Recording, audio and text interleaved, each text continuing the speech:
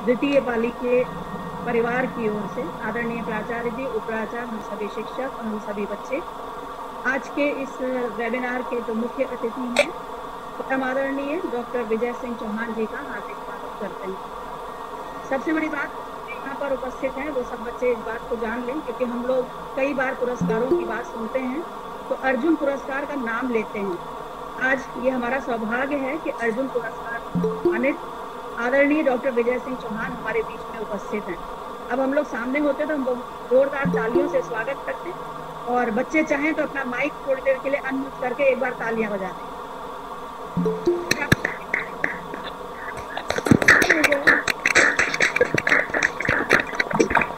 बहुत बहुत धन्यवाद बच्चों, बहुत बहुत धन्यवाद।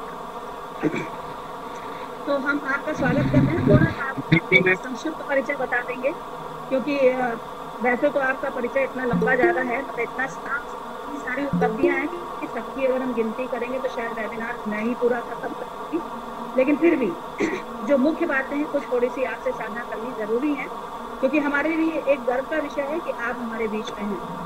आप कई राष्ट्रीय और अंतर्राष्ट्रीय प्रतियोगिताओं में विजयी रहे हैं। आपने कई बार भारत का प्रतिनिधित्व किया है। प्रतिनिधित्व करते हुए आपने रिकॉर्ड बनाए हैं। 1972 के ओलंपिक खेल और 1974 के एशियन गेम्स में आपने स्वर्ण पदक प्राप्त किया, और उसके साथ ही आपने एक अपना रिकॉर्ड भी कायम किया।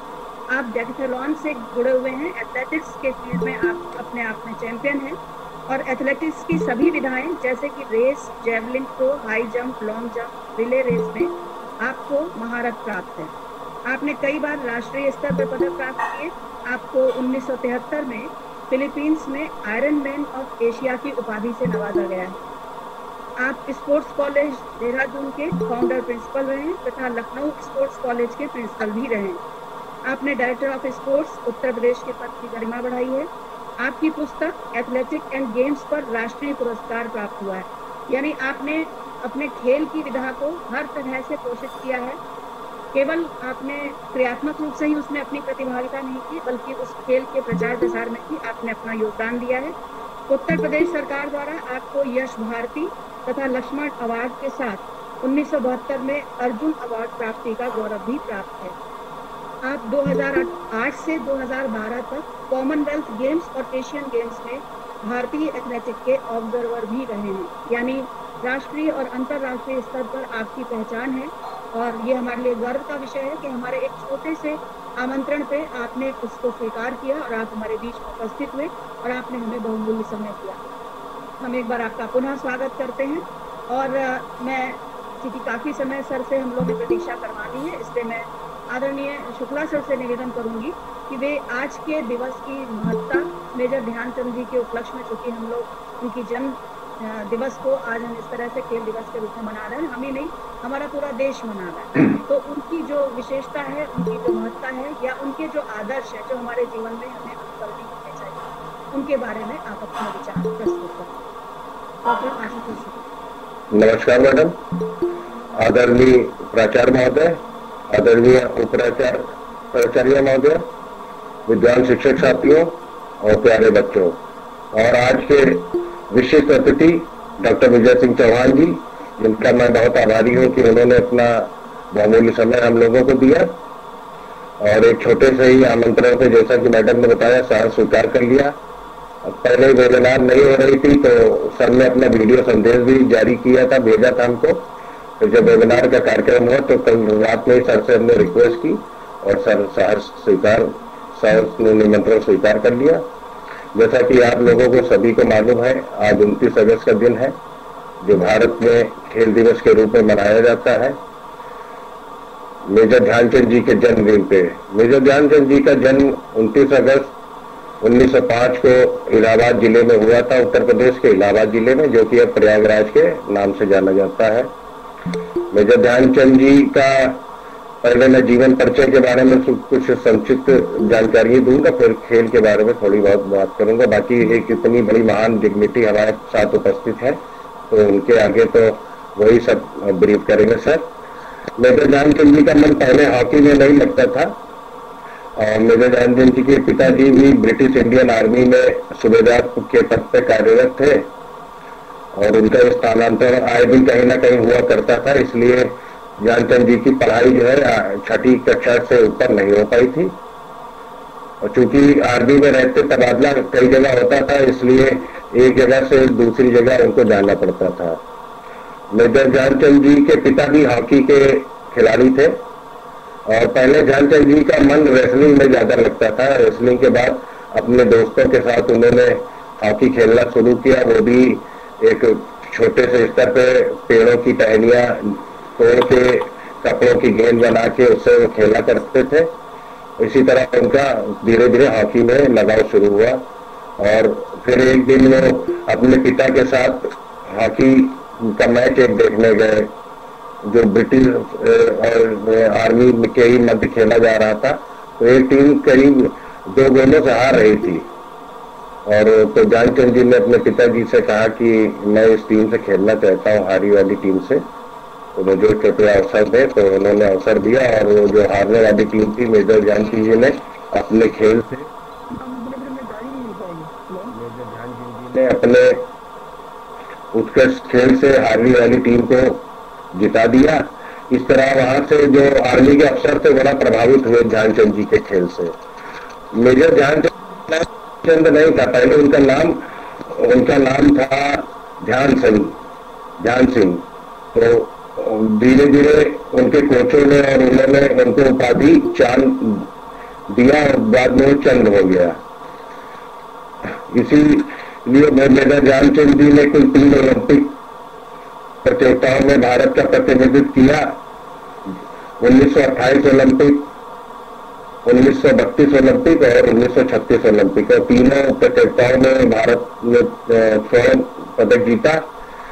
जब ध्यानचंद जी ने ओलंपिक का प्रतिनिधित्व किया था, तब भारत अंग्रेजों से गुलाम था, इसलिए 3 ओलंपिक खेलों में उन्होंने 400 से ज्यादा अंतर्राष्ट्रीय गोल किए, और राष्ट्रीय स्तर के गोल मिलाने तो 1000 से ज्यादा गोल उन्होंने किए। और उनके हॉकी के प्रशंसक जर्मनी के हिटलर और कई लोग थे उनके, और उनकी कई बार हॉकी स्टिक भी बदलाई गई कि आप कैसे गेंद, अगर गेंद उनके एक बार हॉकी वो स्टिक में कनेक्ट हो जाती थी तो जल्दी वो कोई उससे डिफेंड नहीं कर पाता, ना उसको टैकल कर पाता था, और वो हर एंगल से गोल करने में उनको महारत हासिल थी। 3 ओलंपिक खेलों में 2000 लगभग उनका अंतर्राष्ट्रीय करियर 1926 से लेकर 1948 तक उन्होंने अंतर्राष्ट्रीय हॉकी खेली, फिर डिपार्टमेंटल और राष्ट्रीय प्रतियोगिताएं, और 1956 में उन्होंने हॉकी से संन्यास ले लिया। भारत सरकार ने उनको उनके उत्कृष्ट खेल को देखते हुए 1956 में उनको पद्म विभूषण से सम्मानित किया। उनके नाम पे राष्ट्रीय स्टेडियम का जो दिल्ली में स्थित है उसका नाम मेजर ध्यानचंद रखा, और 3 दिसंबर 1979 को उनकी कैंसर से पीड़ित होने के कारण उनकी मृत्यु हो गई। तत्पश्चात भारतीय डाक विभाग ने उनके नाम से डाक टिकट भी जारी किया। अब ये खेल दिवस मनाने का मुख्य कारण ये है कि उस दिन से खेलों के प्रति युवाओं में, किशोरों में जागरूकता फैलती है।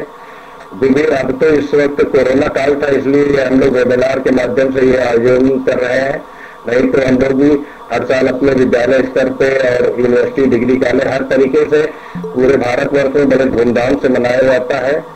आज ही के दिन जो अंतर्राष्ट्रीय स्तर पे भारत का नाम रोशन करते हैं एथलीट, उनको भारत के राष्ट्रपति जी के द्वारा अर्जुन पुरस्कार, द्रोणाचार्य अवार्ड, राजीव गांधी खेल पुरस्कार आदि आज ही के दिन दिया जाता है, और ध्यानचंद जी के जीवन से कुछ सीखने को मिलता है, खेलों की जागरूकता बढ़ती, इसीलिए आज के दिन को बड़े धूमधाम से मनाया जाता है। बाकी रही इस साल की बात, तो इस साल वैसे भी कोरोना काल है, बहुत सी दिक्कतें हैं, इसलिए हम लोग उस स्तर का आयोजन नहीं कर पाए, लेकिन जो है जागरूकता फैलानी चाहिए। केंद्रीय विद्यालय संगठन ने बहुत वृहद रूप में आज के दिन का आयोजन किया है।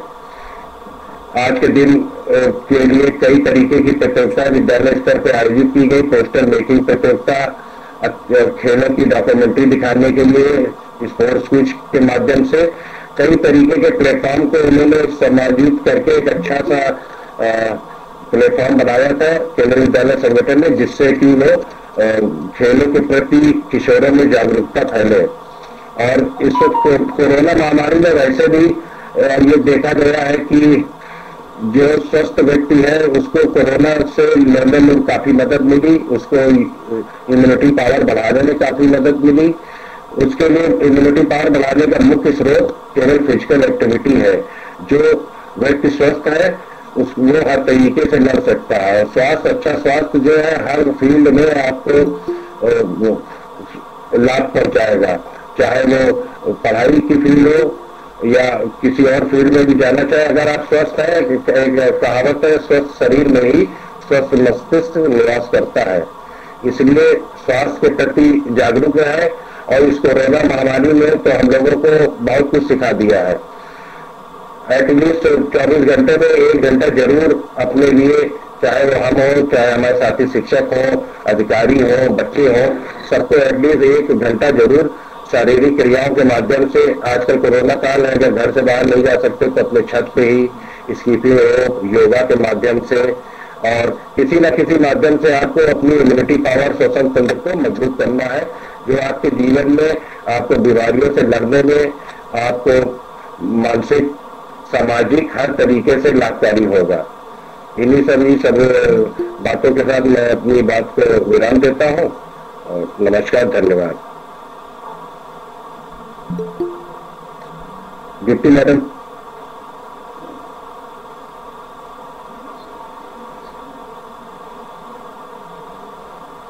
Hello Deepti madam.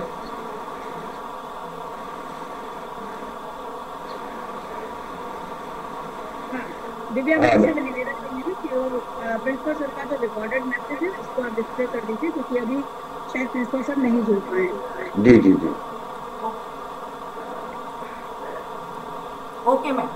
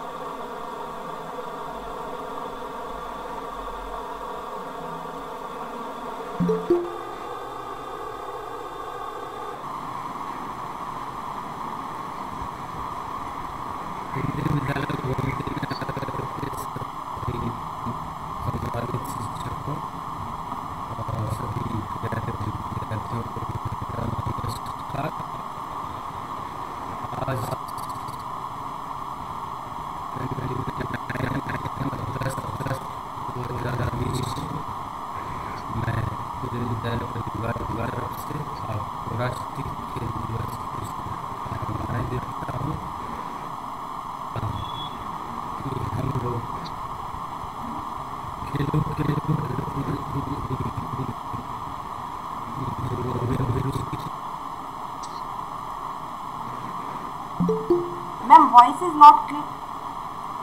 Ma'am, voice is not clear. Voice is not clear, ma'am. एक सेकेंड मैम, थोड़ी देर बंद कर दो, कोई यहाँ ध्यान दो।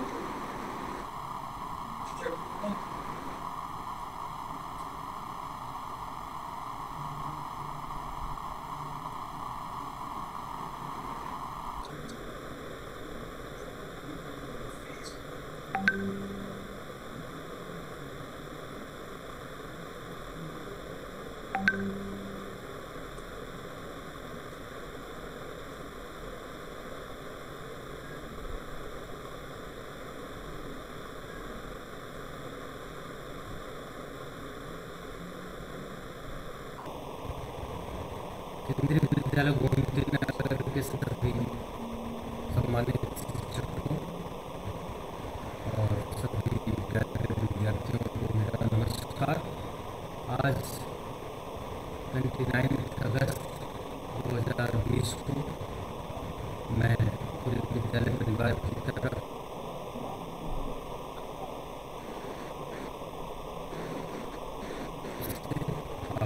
राष्ट्रीय खेल दिवस की शुभकामनाएं देता हूँ और उम्मीद करता हूँ कि हम लोग खेलों के प्रति अपनी जो अभिरुचि है उसको ज़रूर बढ़ाएंगे और अपने साथियों को भी खेलों के प्रति जागरूक करेंगे, अपने परिवार के लोगों को भी खेल के प्रति जागरूक करेंगे। राष्ट्रीय खेल दिवस मनाने का यही उद्देश्य है कि हम खेलों को अपने जीवन में महत्व दें, खेलों के माध्यम से न हम सिर्फ फिजिकली फिट रह सकते हैं, बल्कि इन खेलों के माध्यम से हम अपने आप को मेंटली और इमोशनली भी फिट रख सकते हैं। आज के बदलते हुए परिदृश्य को देखते हुए खेलों की महत्ता और भी बढ़ जाती है। खेलों से न सिर्फ आप फिजिकली फिट रहते हैं, बल्कि इनके माध्यम से हम बहुत सारे सामाजिक गुणों को भी सीखते हैं। सामाजिक गुणों में जैसे आप एग्जाम्पल के तौर पे टीम स्पिरिट का लें या टीम वर्क का लें, जिसमें हम एक दूसरे से मिलकर कार्य करते हैं अपनी टीम को जिताने के लिए। तो एक टीम स्पिरिट का विकास होता है, इन खेलों में सफलता करते हैं। दूसरा, एक दूसरे के प्रति सहयोग की भावना, एक दूसरे के प्रति सम्मान की भावना और जिंदगी में कभी भी हार न मानने की भावना का विकास होता है। आपने बहुत सारे खेलों में देखा होगा कि एक टीम के सामने बहुत बड़ा लक्ष्य होता है और उसको पार करना होता है विजय प्राप्त करने के लिए, लेकिन टीम लास्ट समय तक, जो भी निर्धारित समय है, उस समय तक अपनी जो है हिम्मत नहीं छोड़ती है और प्रयास करते रहती है कि हम लास्ट मोमेंट तक भी उस टारगेट को हासिल करके विजय प्राप्त कर लेंगे। क्रिकेट के खेल में जैसा आपने देखा होगा कि जो खेल का निर्णय होता है, जीत हार का जो निर्णय होता है, वो लास्ट बॉल तक चला जाता है। और यदि कोई टीम लास्ट बॉल से पहले ही अपने आप को हार मान ले तो उसकी हार हो जाती है। लेकिन आपने देखा होगा बहुत सारी टीमों का जो जीत हार का निर्णय है वो लास्ट बॉल तक जाता है। मतलब जो खिलाड़ी हैं एक दूसरे से लास्ट बॉल तक अपना संघर्ष जारी रखते हैं और कभी कभी देखने में आया है कि लास्ट बॉल पे ही उस टीम को विजय प्राप्त हो जाती है। तो ये भावना जो है, संघर्ष की भावना, हमको खेलों से मिलती है। इस भावना को हम अपने जीवन के हर क्षेत्र में लागू कर लें और हम प्रयास करते रहें कि जो हमारा टारगेट है, जो हमारा लक्ष्य है, उसको हासिल करने के लिए हम अनवरत सदा लगे रहेंगे तो हमको विजय जरूर प्राप्त होगी, सफलता जरूर प्राप्त होगी। हमको निराश नहीं होना है। हर किसी के जीवन में कुछ न कुछ अवरोध, कुछ न कुछ विरोध होता रहता है। उस सबको पार करके हमको विजय के लिए आगे बढ़ना है। तो एक बार फिर से आप सभी को इस राष्ट्रीय खेल दिवस की बहुत बहुत शुभकामनाएं और इस खेलों के माध्यम से हम अपने आप को संतुलित व्यक्तित्व के लिए तैयार करें, ऐसी मेरी शुभकामना है। बस फिर से आप सभी को बहुत बहुत शुभकामनाएं। धन्यवाद और जय हिंद। धन्यवाद दिव्या मैम।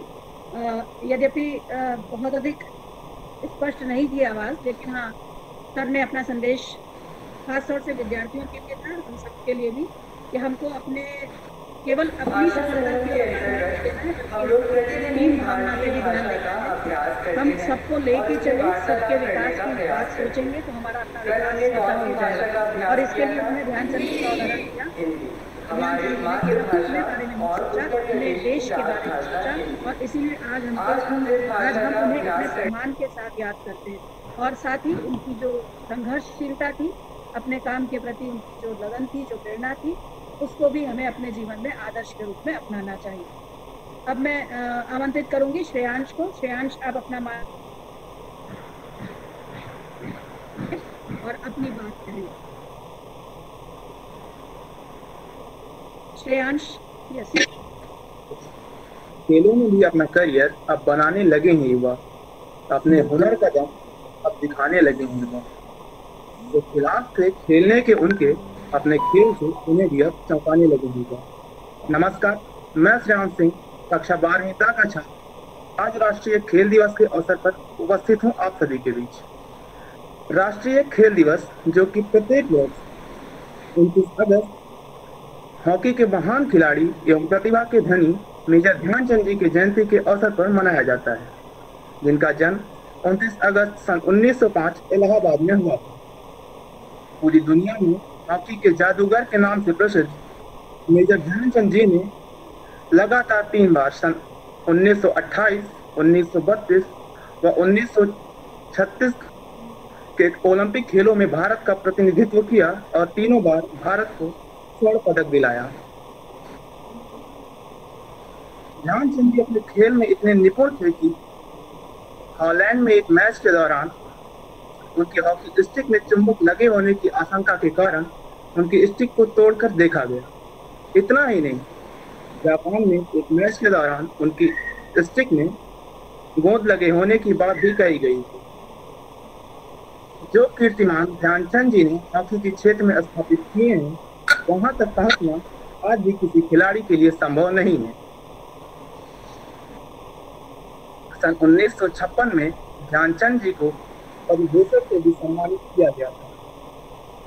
इसके अलावा आज राष्ट्रीय खेल दिवस के अवसर पर प्रत्येक वर्ष खेल के क्षेत्र में प्रदर्शन करने वालों को माननीय राष्ट्रपति जी द्वारा राष्ट्रपति भवन नई दिल्ली में सम्मानित किया जाता है, जिनमें राजीव गांधी खेल रत्न पुरस्कार, अर्जुन पुरस्कार, द्रोणाचार्य पुरस्कार प्रमुख है। इसके अतिरिक्त देश के लगभग सभी विद्यालय एवं शिक्षण संस्थान राष्ट्रीय खेल दिवस के अवसर पर अपने अपने संस्थानों और विद्यालयों में विभिन्न खेलों का आयोजन करते हैं। मुख्यतः यह दिन पंजाब और चंडीगढ़ में बड़े ही धूमधाम से मनाया जाता है, लेकिन यह बड़े ही खेद के साथ कहना पड़ रहा है कि इस वर्ष कोरोना जैसी वैश्विक महामारी के कारण यह संभव नहीं है। लेकिन मैं यह पूरे विश्वास के साथ कह सकता हूँ कि आने वाले वर्ष 2021 में हम पुनः राष्ट्रीय खेल दिवस को पहले की ही भांति पूरे हर्षोल्लास से मनाएंगे। तब तक के लिए आप सभी से निवेदन है, अपने घरों में रहें, स्वस्थ रहें, सुरक्षित रहें, अपना और अपने घर वालों का ख्याल रखें। धन्यवाद। जय हिंद, जय भारत। बहुत बहुत धन्यवाद श्रेयांश।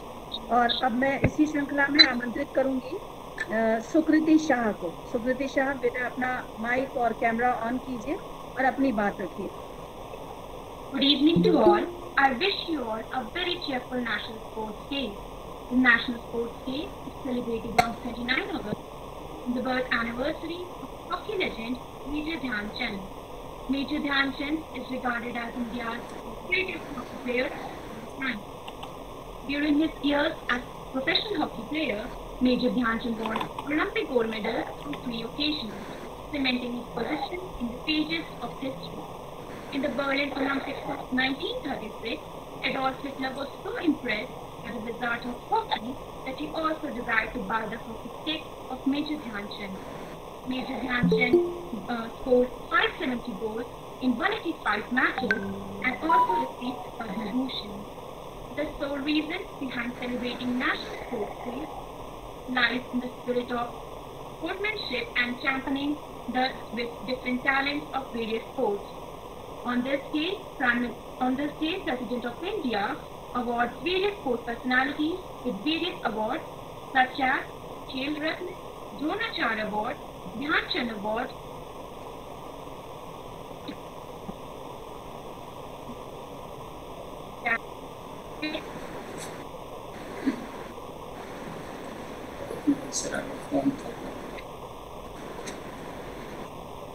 बाहर को बता दो लाइट चेक कर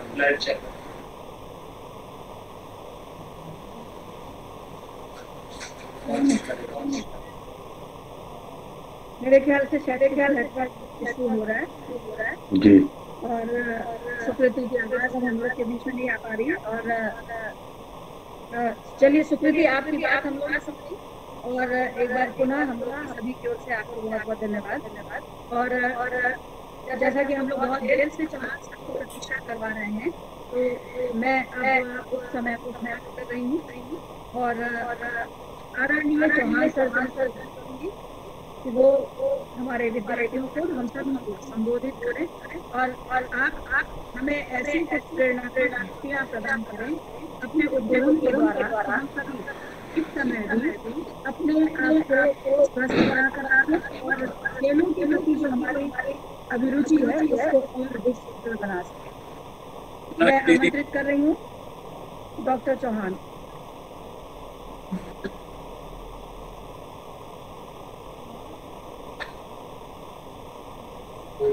only to you, sir.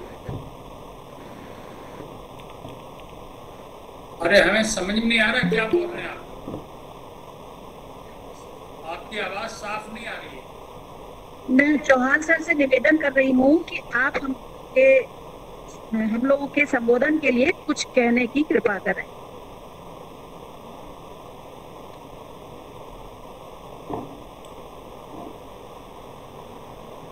Shukla sir, अगर आपकी आवाज सुनाई दे सकती हो तो आप आवाज कट गई आपकी।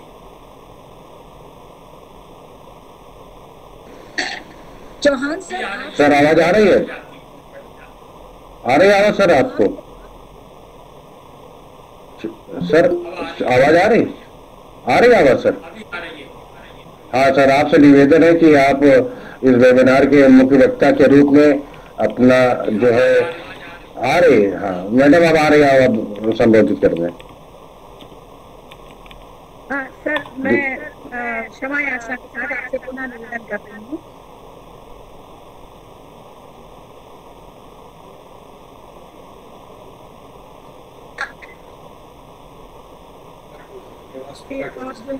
नेट खराब है आपकी, सबकी आवाज कट हो रही है। कुछ आती फिर कट जाती, कुछ आती कट जाती, समझ में नहीं आ रही क्या बोल रहे। चौहान सर, अगर आपको मेरी आवाज क्लियर हो रही है तो आपसे निवेदन है कि आप आशीर्वाद के रूप में इस दिन के उपलक्ष्य में हम लोगों को अभिसिंचित करिए। आप मंच पर आइए और अपने उद्बोधन से हम लोगों को लाभान्वित करिए।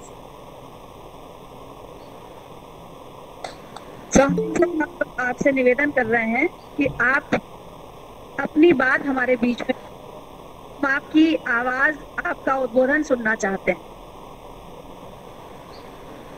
इट्स बेटर आशुतोष सर को फोन कर दें आप।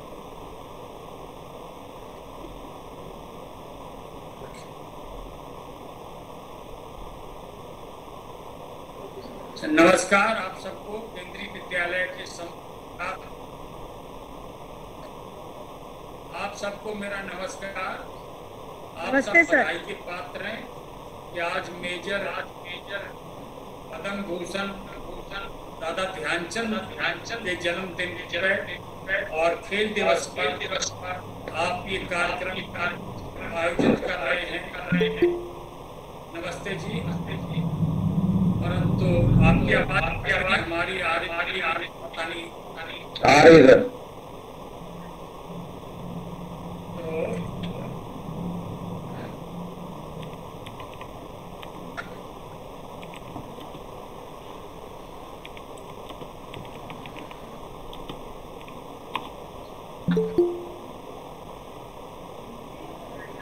हम अपना बोल रहे हैं, आप पे आवाज आ रही है तो देख लेना।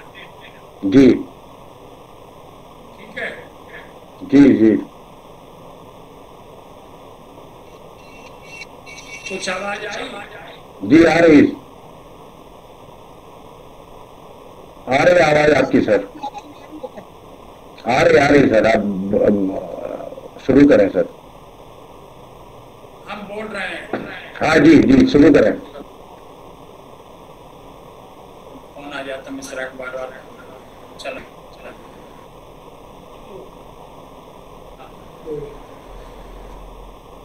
आज 73 साल बाद नई शिक्षा नीति में खेलों को मुख्य धारा में लाया गया है।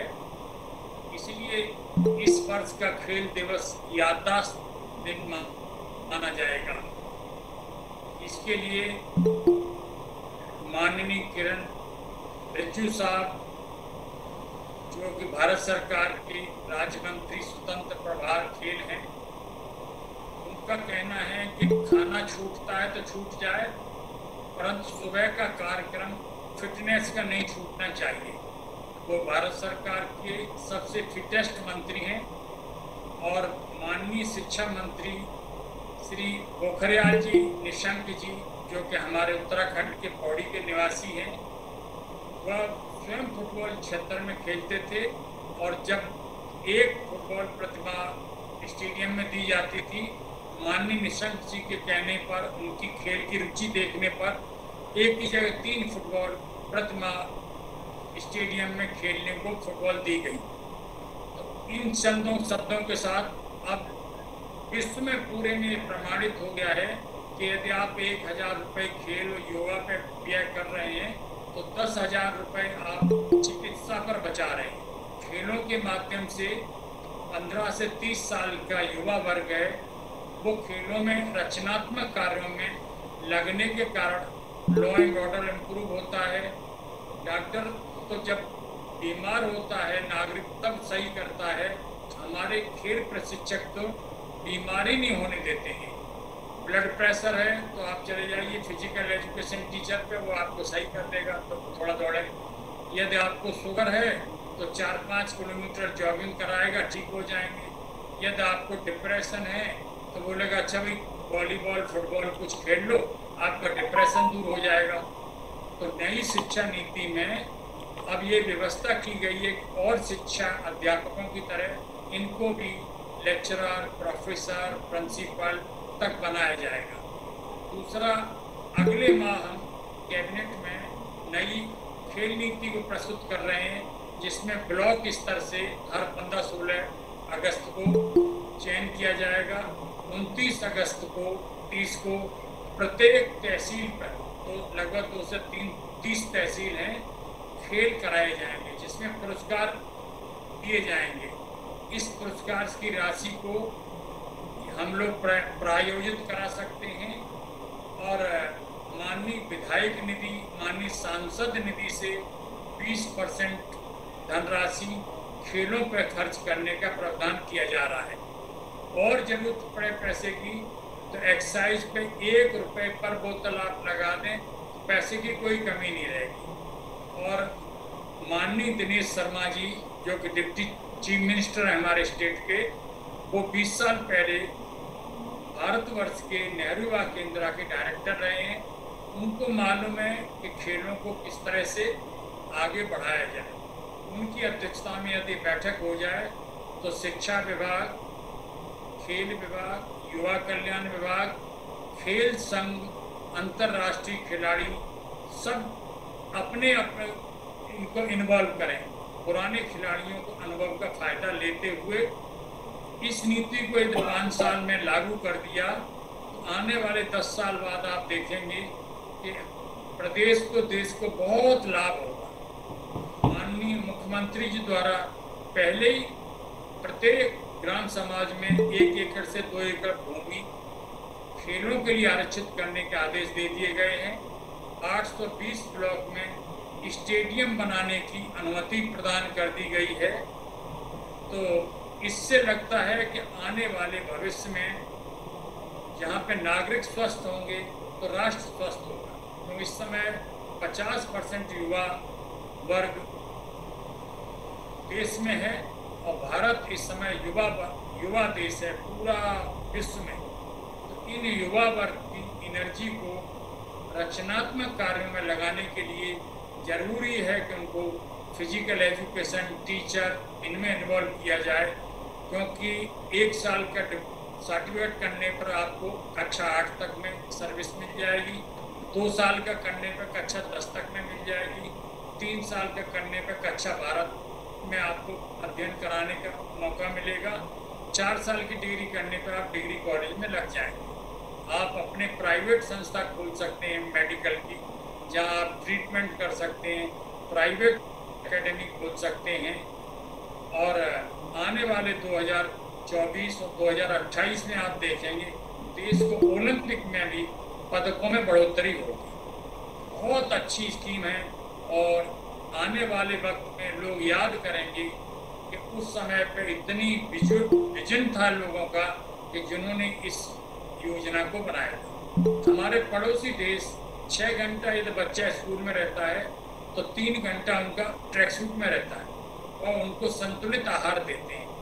हमारे यहाँ कुछ नहीं है तो आप एक मुट्ठी चना उसको चाहे भिगो के देते हैं चाहे भूंज के देते हैं, उसको एनर्जी मिल जाएगी, क्योंकि 70% बच्चे हमारे माल न्यूट्रिशन हैं। तो गरीब बच्चे हैं, गरीबी बच्चे खेलों में आगे बढ़ते हैं और ग्रामीण क्षेत्र से यदि आप ब्लॉक स्तर और तहसील स्तर से प्रारंभ करेंगे तो आने वाले 10 साल में आपको बहुत प्रतिभाएं मिलेंगी और स्वस्थ नागरिक एक नागरिक 1.5 नागरिक के बराबर कार्य करेगा, एफिशिएंसी कार्य की बढ़ेगी और जिससे प्रदेश और देश हमारा आगे बढ़ेगा। आज का जब कार्यक्रम सफल होगा तो ऐतिहासिक दिन होगा और केंद्रीय विद्यालय 3 साल पहले जो राष्ट्रीय सेमिनार ग्वालियर में हुई थी तो सबसे पहला केंद्रीय विद्यालय था जिसने खेलों को 1 घंटा अपने समस्त शिक्षा संस्थाओं में अनिवार्य किया था। इसके लिए केंद्रीय विद्यालय बधाई के पात्र है। जय हिंद, जय भारत। बहुत बहुत धन्यवाद सर। निश्चित तौर पर आपका जो कथन है वो सबके लिए प्रेरणाप्रद है और आज ये जरूरी है कि हम अपने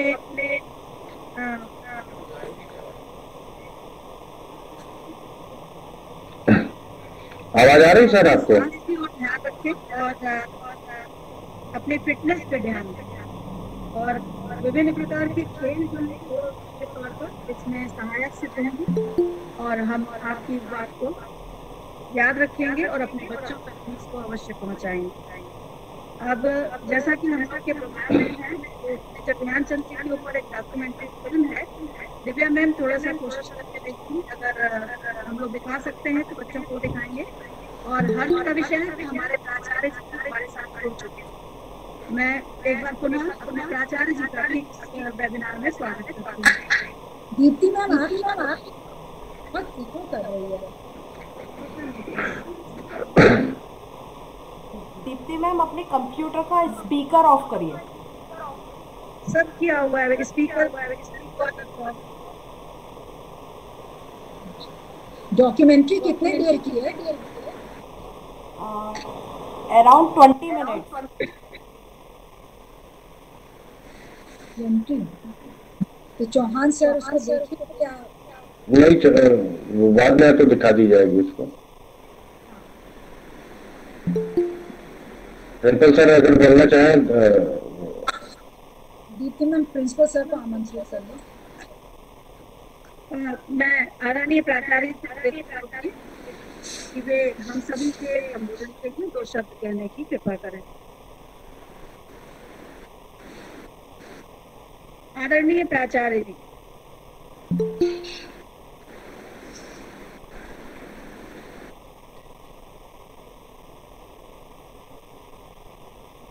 I think he is left, ma'am.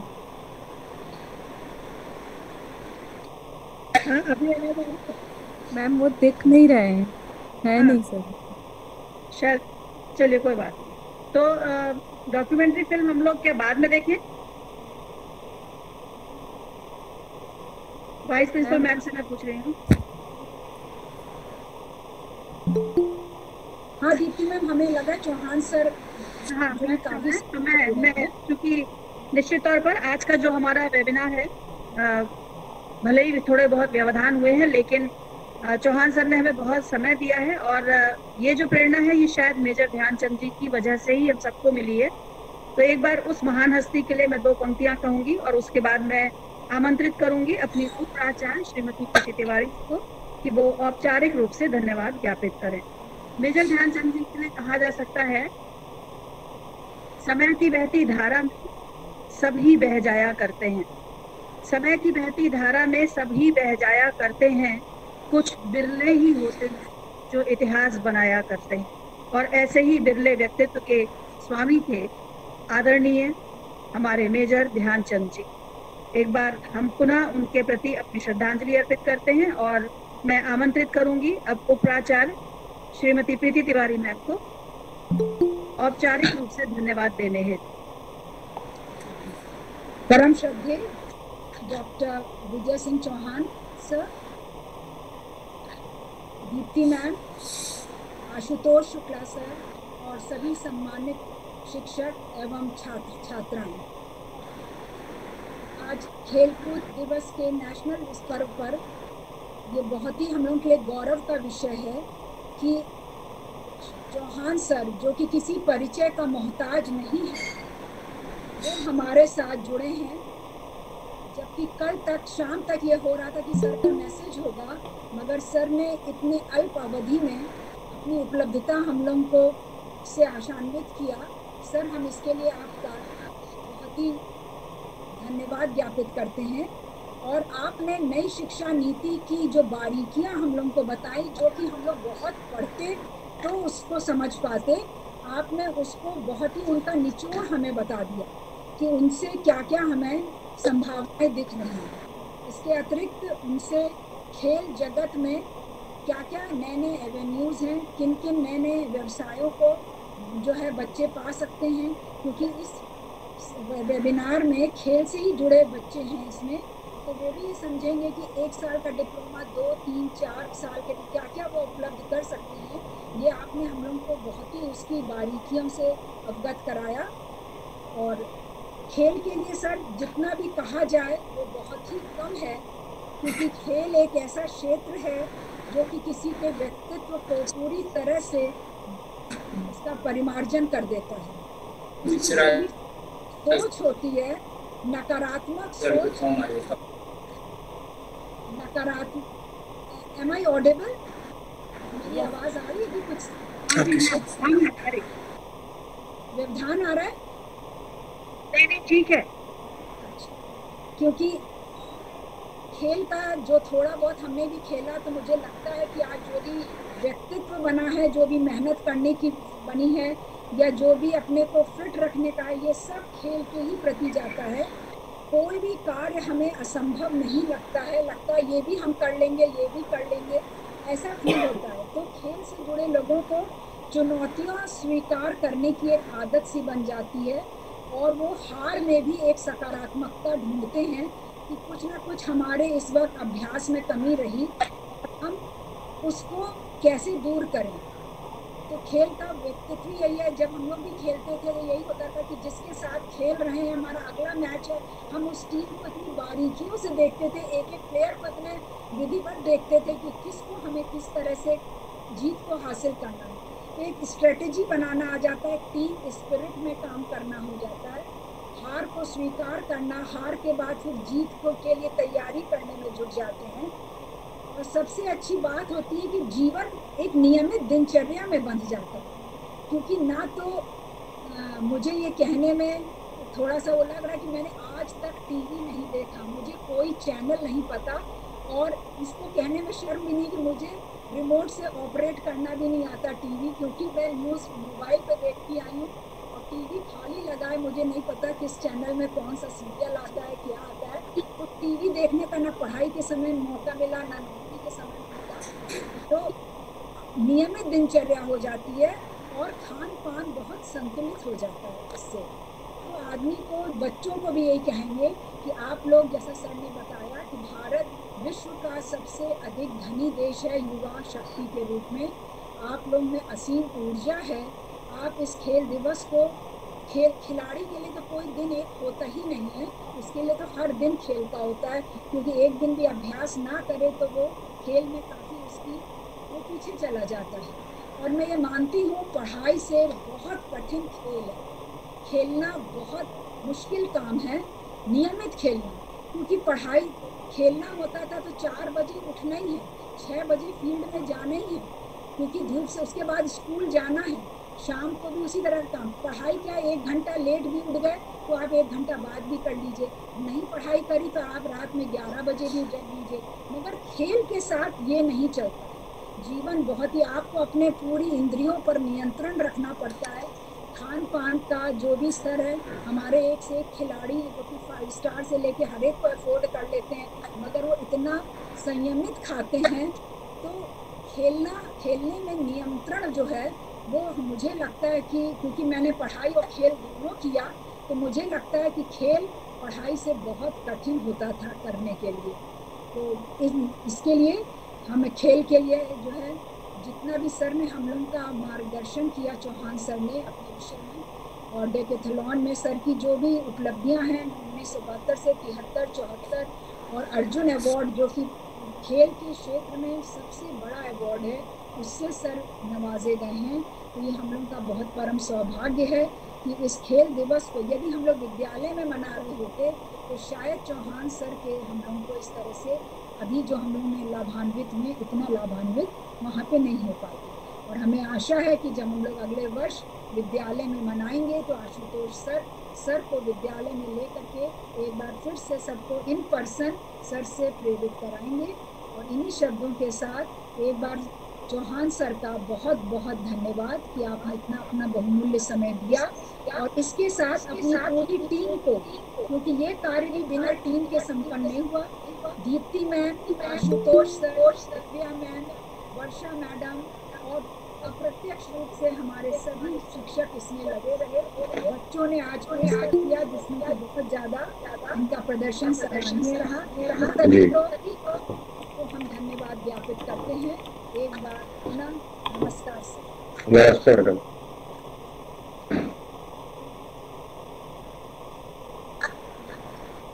Deepti ma'am.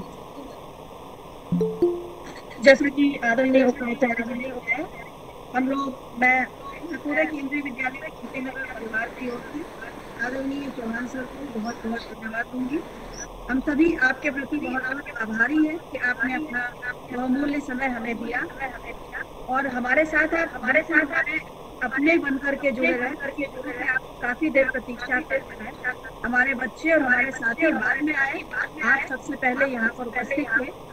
यही आपकी अपनी जो कर्मठता है उसकी पहचान है। तो एक बार पुनः पूरे विद्यालय परिवार की ओर से आपको बहुत बहुत धन्यवाद। धन्यवाद सर। धन्यवाद मैडम।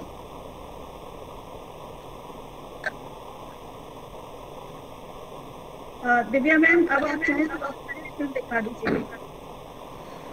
चौहान सर, आप डॉक्यूमेंट्री हम लोग देख रहे हैं, अगर आप उसमें हमारा धन्यवाद मैडम। धन्यवाद।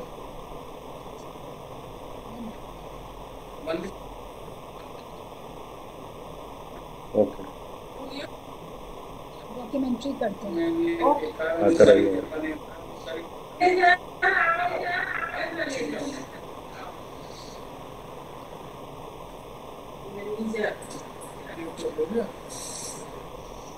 जी जी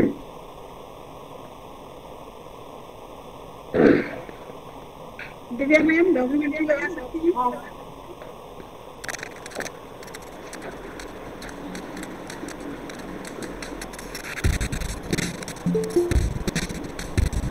सर शायद जुड़ गए हैं।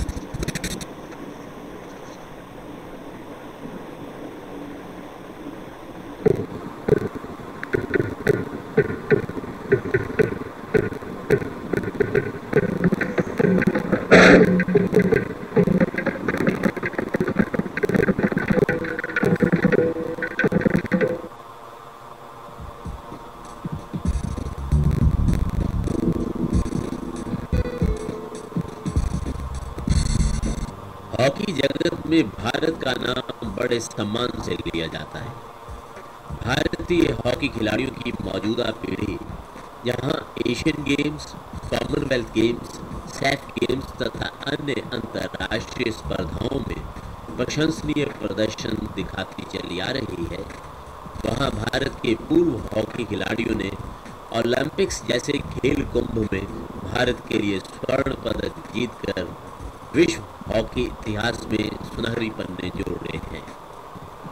भारतीय हॉकी आकाश के सितारों का जब जिक्र होता है तो Jaipal Singh, Roop Singh, Eric Pinniger, KD Singh Babu, Udham Singh, Balbir Singh senior, colonel Iftitar Dara, Vijay Peter, Leslie Claudius, Shankar Laxman, R S. Gentle, Prithipal Singh, Ajitpal Singh, colonel Balbir Singh, Mohammad Shahid, Surjit Singh, Devendra Singh Garcha, Ashok Kumar, Surendra Sodhi, Pargat Singh एवं धनराज पिल्ले का नाम अग्रिम पंक्ति में आता है।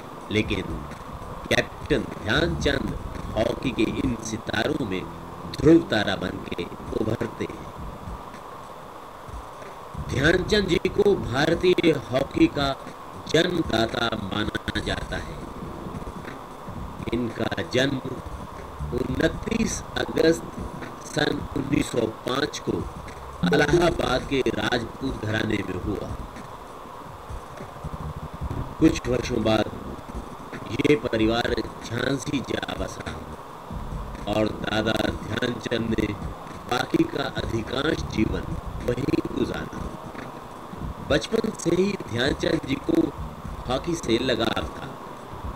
अपने छोटे भाई रूप सिंह और दूसरे साथियों के संग मोहल्ले की गलियों, घर की छतों और आसपास के उबड़ खाबड़ मैदानों पर अपनी प्रिय खेल को खेलते रहे। मात्र 16 वर्ष की आयु में कैप्टन ध्यानचंद ने दिल्ली में एक सिपाही के तौर पर आर्मी में नौकरी शुरू की और वहां कड़ी मेहनत के साथ अपनी खेल को और निखारा। आखिर अप्रैल 1927 में वो पहली बार आर्मी की ओर से न्यूजीलैंड के दौरे पर गए और अपना खेल जादू दिखाना प्रारंभ किया। हिंदुस्तान की टीम गई न्यूजीलैंड खेलने के लिए, तो एक लोकल टीम के साथ हिंदुस्तान की टीम खेल रही थी और फर्स्ट हाफ में कोई गोल न कर सकी, जो कि दर्शकों को बड़ी हैरानी थी। वजह उसकी ये थी कि घास बहुत बड़ी बड़ी थी, जैसा दादा ध्यानचंद ने अपनी किताब में गोल में लिखा है। तो बॉल को पास करना, एक दूसरे को देना बहुत मुश्किल था। और उससे भी ज़्यादा दिलचस्प बात यह है कि जो ट्राइबल कम्युनिटी थी न्यूजीलैंड में, माओरीज की, वो लोग भी काफ़ी संख्या में मैच देखने आए थे और उन्होंने कुछ जादू टोना से भी कर रखा था, जो पहले ज़माने में ये बहुत रिवाज था कई मुल्कों में।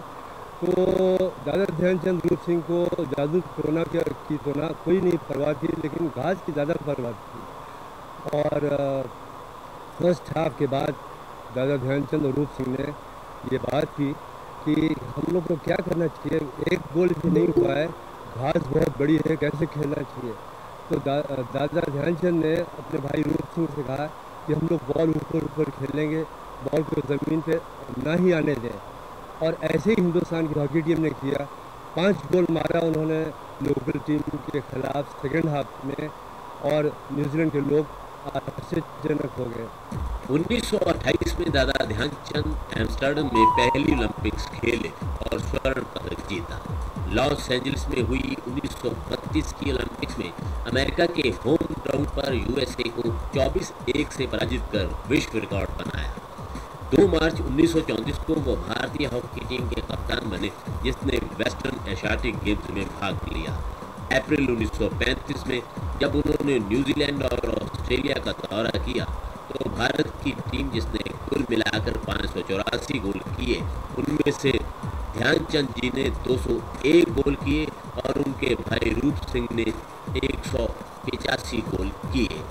1936 में बर्लिन ओलंपिक्स में भारतीय टीम ने उनके नेतृत्व में जर्मनी को फाइनल्स में करारी हार दी और हिटलर देखते रह गए।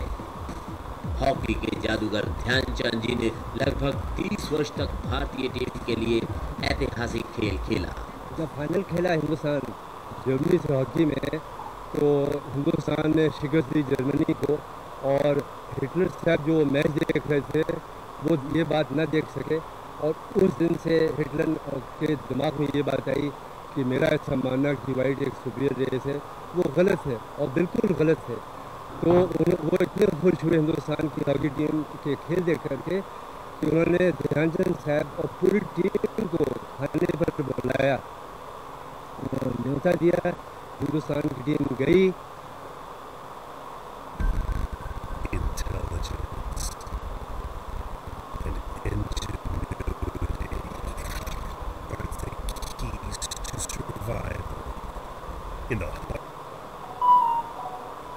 और मैंने जब यहाँ पर ध्यानचंद साहब के NIS में आए वो, तो उनसे मैंने पूछा कि आपकी एडोल्फ हिटलर से क्या बात हुई जब आप उनके आमने सामने थे।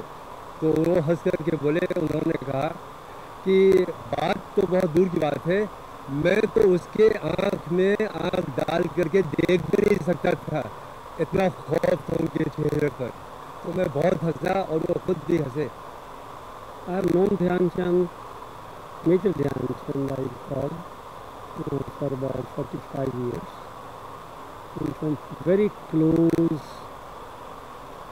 quarters, but from very close nearness with him as a player, as a coach, as a selector of national hockey teams, and then ultimately as a friend. My appraisal about Mr. Dhyan Chand is that first of all he was a very good human being, excellent human being. He was a very simple person in his lifestyle. There was no ostentation about him. Nothing. He was not foppish. And then, because these qualities are normally not found in people who are recognized as heroes in the country, because of these qualities, he became more popular. Not only among the people of his own generation, but even the youngsters, even the older people who were senior to him in age. He was a very lovable man as a human being. I had never known him thinking of harming anyone, never. And he never lost temper on the ground and off the ground, never. He played against very tough European teams. He played against very tough American teams in those days.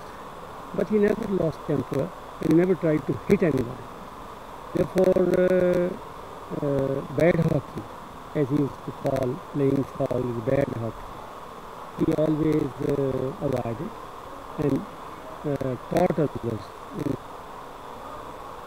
guided others to play fair hockey, because hockey should be very fair, and if one was trying to hit somebody, hockey is a weapon, and it hurts somebody, to injure somebody, it can make somebody incapable. It is a great merit.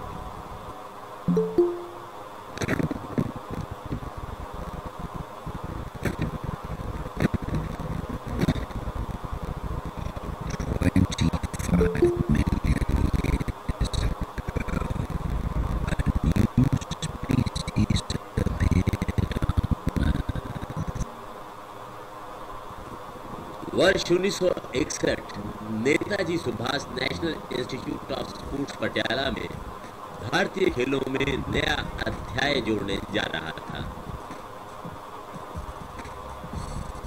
इसी वर्ष इस आकर्षक स्थल पर भारत सरकार द्वारा विभिन्न खेल अनुशासनों में अंतर्राष्ट्रीय स्तर के प्रशिक्षक तैयार करने के लिए डिप्लोमा कोर्सेज का शुभारंभ हुआ।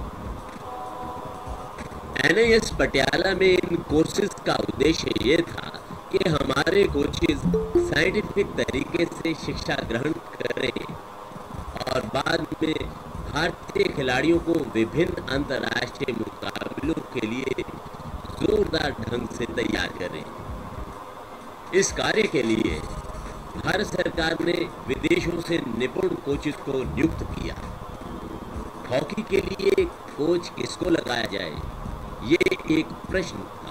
जब ये डिप्लोमा कोर्सेज शुरू किए गए तो विदेशी कोचेस की सेवाएं जो थी वो हमने ली, पर हॉकी में क्योंकि देश की सुप्रीमेसी पहले ही मानी जा चुकी थी, तो ये तय हुआ कि हॉकी के लिए एक ऐसे प्रतिभावान खिलाड़ी को जो कि काफ़ी तजर्बा रखता हो और विश्व में ख्याति प्राप्त कर चुका हो, उसको कोच के रूप में यहाँ इन कोर्सेज को करवाने के लिए लिया जाए। तो उस समय दादा ध्यानचंद जी से बढ़कर कोई ऐसी शख्सियत नहीं थी जिसको इस कार्य के लिए चुना जाए।